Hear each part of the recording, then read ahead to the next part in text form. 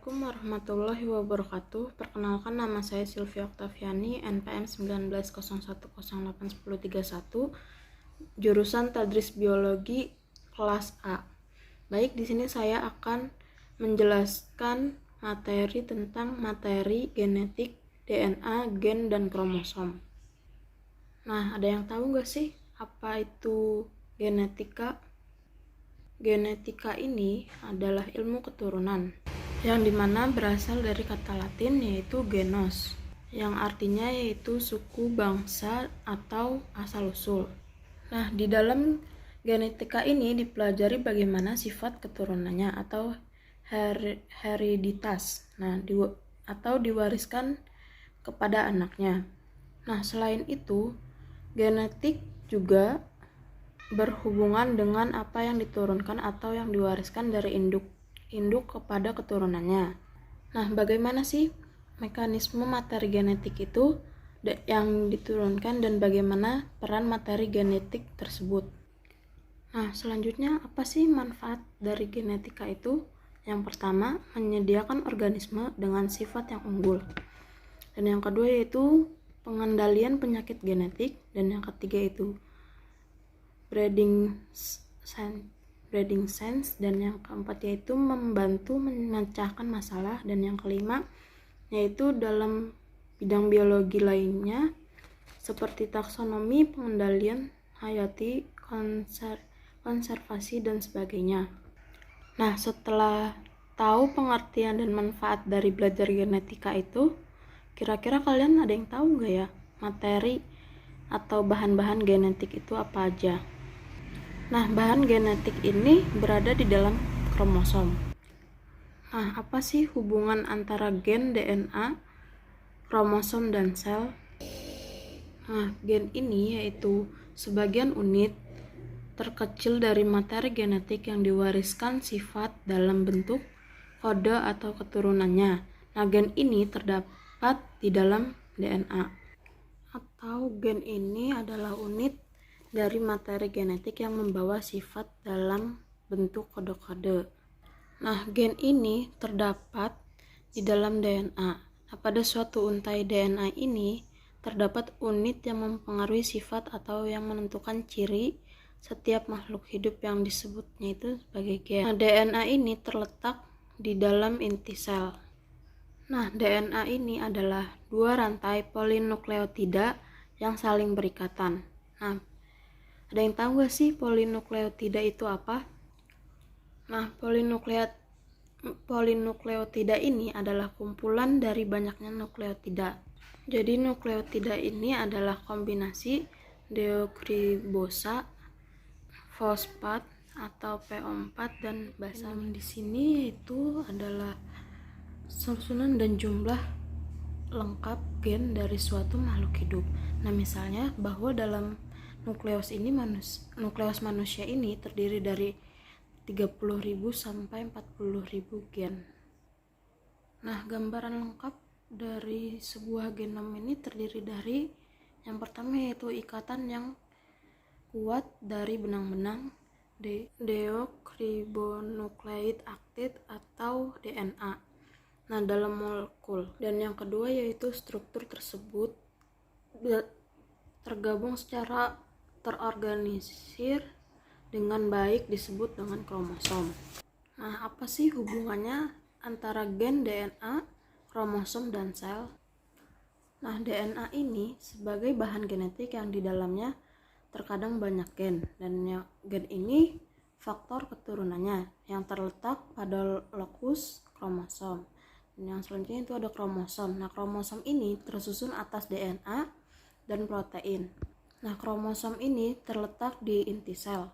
Nah, informasi genetik ini terletak di dalam DNA dan tidak dalam protein. Nah, gen di sini merupakan segmen DNA yang menyimpan informasi genetik susunan asam amino suatu rantai polipeptida atau protein.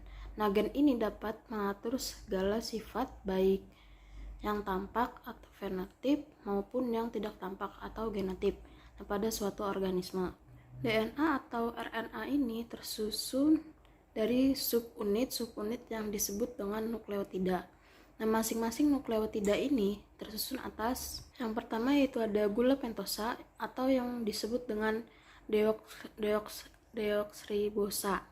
Nah, deoksribosa ini adalah molekul gula atau seperti glukosa, nah tetapi hanya memiliki 5 atom karbon. Dan yang kedua yaitu asam fosfat atau PO4.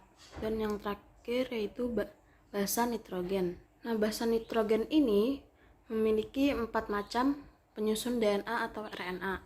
Yang pertama, 4 macam basa nitrogen penyusun DNA. Yang pertama ada adenin, timin, guanin, dan sitosin. Basa nitrogen pirimidin ini terdiri dari sebuah cincin organik atau cincin aromatik. Nah, sedangkan purin ini terdiri dari 2 cincin organik. Nah, basa nitrogen pada asam nukleat saat berpasangan antara purin dengan pirimidin dan dihubungkan oleh ikatan hidrogen. Jadi nukleotida itu adalah kombinasi deoksribosa, fosfat atau PO4 dan basa nitrogen. Nah, sedangkan dalam satu rantai DNA ini terdapat banyak nukleotida sehingga disebut polinukleotida. Nah, kesatuan molekul DNA ini mengalami perubahan menjadi euromatin, heteromatin, dan kromosom sejalan dengan siklus sel. Nah, berdasarkan struktur kromatin ini, kromosom dibedakan atas 2, yaitu yang pertama yaitu heterokromatin.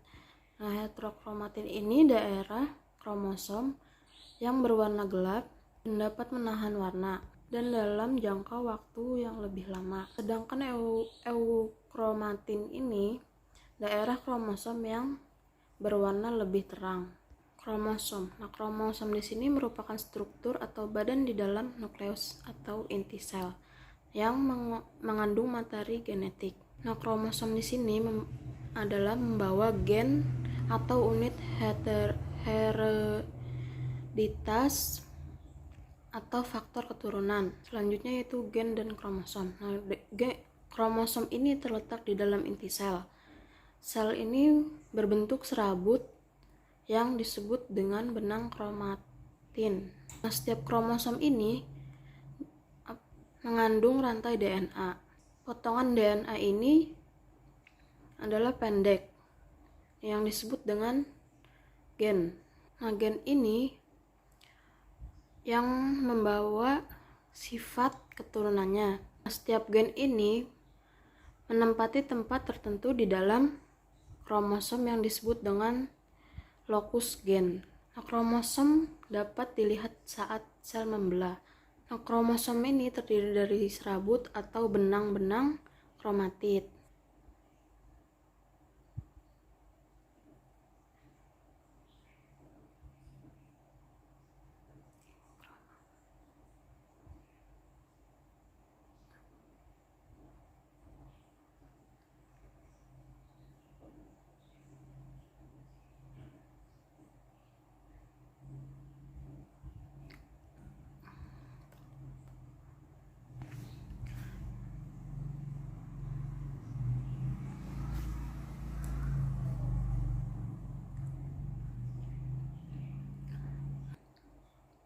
Menjadi lengan.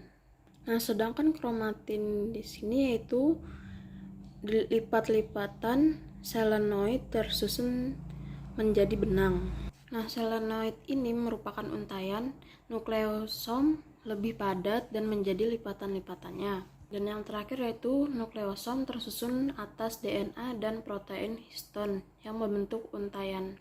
Dan yang selanjutnya yaitu sentromer. Nah, sentromer ini berbentuk bulat dan tidak mengandung DNA. Sentromer atau kinektor ini disebut juga dengan kepala kromosom.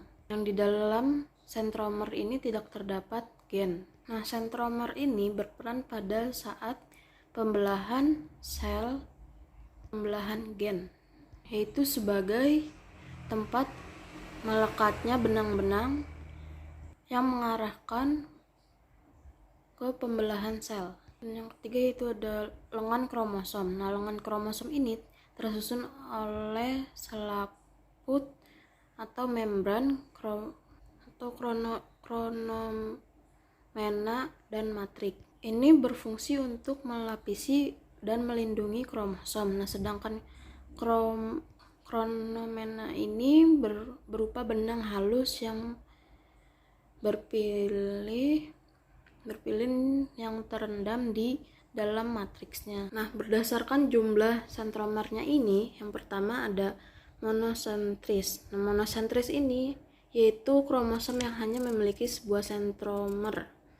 Dan yang kedua yaitu ada disentris. Nah, disentris ini adalah kromosom yang memiliki dua sentromer.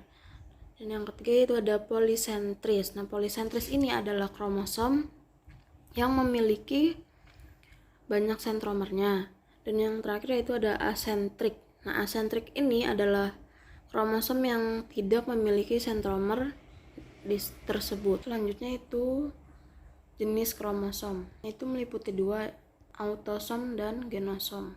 Di mana autosom ini adalah kromosom tubuh atau kromosom somatis. Autosom di sini merupakan kromosom yang menentukan sifat-sifat sel tubuh. Sedangkan genosom itu kromosom seks atau kromosom kelamin suatu organisme. Dan di mana jumlah kromosom seks pada sel tumbuhan manusia ini ada 2 buah dan sepasang. Nah, jumlah kromosom sel tubuh manusia ini yaitu sebanyak 23 pasang. Pada keadaan 2N ini jumlah kromosomnya itu 23 kali 2 sama dengan 46 buah kromosom. Dan selanjutnya yaitu kromatid. Nah, kromatid di sini adalah merupakan salah satu dari 2 lengan hasil replikasi kromosom. Nah, kromatid ini melekat satu sama lainnya. Pada bagian sentromer, kromatid ini tersusun dari benang-benang halus yang terpilih dan dikenal sebagai kromatin. Nah, saat pembelahan sel ini, kromosom membentuk anakan kromosom yang disebut dengan kromatid. Selanjutnya itu jumlah kromosom. Nah, organisme yang memiliki struktur yang lebih kompleks memiliki jumlah kromosom yang lebih banyak dibanding dengan organisme yang sederhana. Nah, kromosom di sini yang saling berpasangan disebut dengan kromosom homolog. Nah, kromosom homolog ini memiliki bentuk, ukuran, dan jumlah gen yang sama. Berdasarkan jumlah pasangan kromosom ini, ada beberapa jenis organisme, yaitu organisme haploid atau memiliki N kromosom. Dan yang kedua yaitu organisme diploid. Organisme diploid ini memiliki 2N kromosom. Dan yang ketiga yaitu organisme triploid. Ini memiliki 3N kromosom. Dan yang terakhir yaitu organisme polyploid. Ini memiliki banyak kromosomnya. Adapun macam-macam gen, yang di sini ada yang pertama ada gen resesif, gen dominan, dan gen intermediate. Mungkin itu saja yang dapat saya sampaikan, kurang lebihnya mohon maaf. Terima kasih. Wassalamualaikum warahmatullahi wabarakatuh.